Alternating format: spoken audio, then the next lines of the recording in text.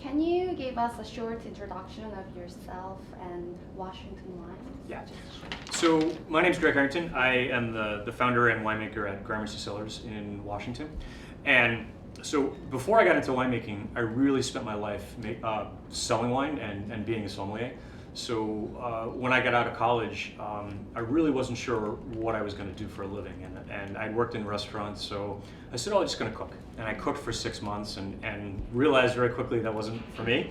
And I got a job as a manager in a restaurant. And they basically kind of said, hey, will you take over the wine program? And I went, okay, I don't really know much about wine, but I'd love to do that. And instantly fell in love with wine and basically spent the next 15 years going around the country and running large wine programs for chefs such as Wolfgang Puck and Nermal Lagasse and a large wine group in New York City. And then kind of by accident I went to Walla Walla on vacation and fell in love with Washington and went back to New York, and my wife and I sold everything we owned and moved to Washington. And so we started Gramercy in 2005. Really out of a love for Syrah and making wines that are fruity but also earthy. And then that since has developed into making Cabernet and a couple other varieties.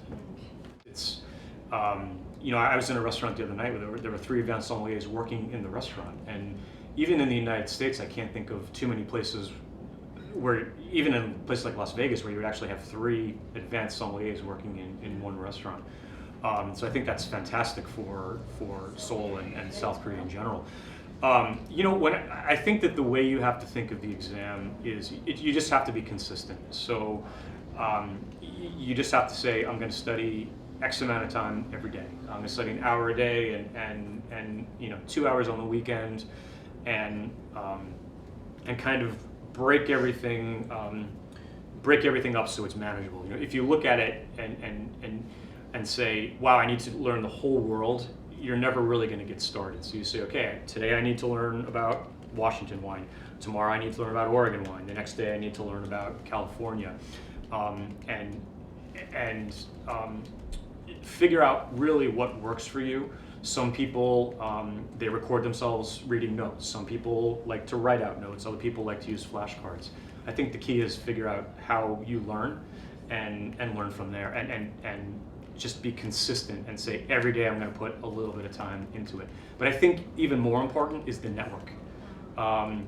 If you have 2 or 3 other people that you study with, that is vital. And what we find for the master sommeliers is that places where there are 7 or 8 or 10 people that can actually study together, they tend to pass together. So like the reason I was successful so young is there were 4 or 5 other people that I was studying with, and we all got to study together. And in my tasting group, every single person actually passed the master sommelier exam. So we were 5 for 5 with people passing. So I think the key is find other people to study with. Okay.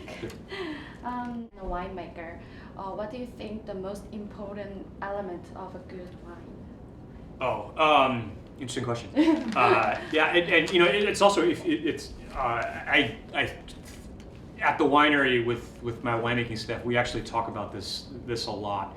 I think in the wine world, there's always a question of, do you make single vineyard wines or do you blend? And at our winery, we actually do both. But I think as a sommelier, it's easier to blend because of my tasting history, and I've been fortunate to taste so many amazing wines, back to the late 1800s. I think I have a good idea of what Cabernet should taste like, what Pinot Noir should taste like, what Syrah should taste like. But for me, really the key to great wine is it's a wine that's complete. And if you look at the way that people taste, some wines that you taste, there'll be a lot of flavor in the front of your mouth, and some wines you taste, there'll be a lot of flavor in the back of your mouth. But the hard part is getting the flavor in the middle of your mouth. So when you taste wine, and you don't have to be a very experienced taster to taste the difference. You just when you can taste the wine from the front of your mouth all the way to the back, that's what makes wines before. What's your favorite? What's the best wine? What's your favorite pair of shoes? Exactly. I don't know. What's the mood? But that there aren't bad wines. They're just boring wines. But I think that the quality of wine throughout the entire world it's amazing. It's an amazing time to be interested in wine and to make wine. And honestly, from a producer's perspective, it's a tough time to be in the wine business because it's extremely competitive. But think of it as a consumer, or even in Korea, you can get wine from all over the world. You can find South African wine, you can find classics such as champagne, you can find wine from Australia. There's almost nothing you can't find, and so it's a great time to drink wine in the world. Yes. Yeah. Is there anything you want to say to the wine lovers in Korea? Yeah. Well, drink Washington. I think that Seoul you're very lucky to live in Seoul because, as we just talked about, the diversity of wine that's available here, and the people that come visit your city. It's a place where the best wineries and best winemakers in the world will come and visit Seoul because it's such a diverse place and such an amazing place for both food and wine. And I look forward to coming here as much as possible and dining in the amazing restaurants that you have, and so it's a very lucky time to be involved in the wine business. And the last question, what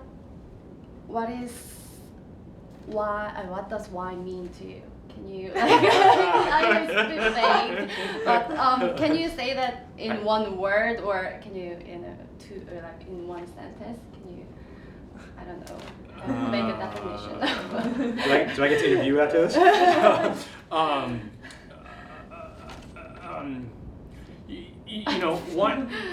Wine to me is unique and extremely special.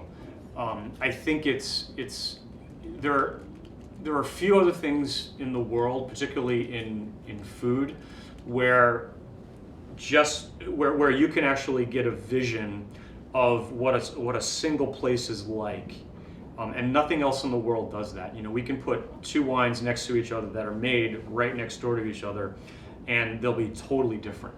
And there's a uniqueness to that I don't think you can find in any other product. So it's the sense of place that great wines show, and the story and the history, I think it makes wine unique in for any other product.